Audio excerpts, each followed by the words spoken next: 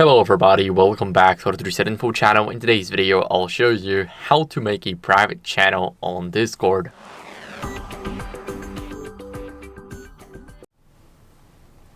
So, if you want to make a private channel, what you guys want to do first is here we have text and voice.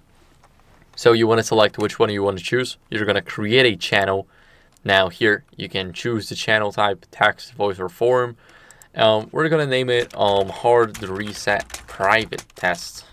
So we got the private test. We're gonna select private channel, click next, and select which roles will be able to watch that channel. So we're gonna go and create the channel. As you guys can see, now if I take away the role for myself, I still will be able to see it because I am the owner. But still, it's only for HardReset.Info people, and the channel has the text, and we get limited, so we know that it's working. Now the same goes for voice. You can select private channel, and of course give it a name.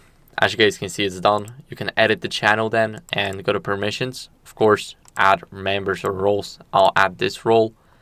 And as you guys can see, we also get the private channel.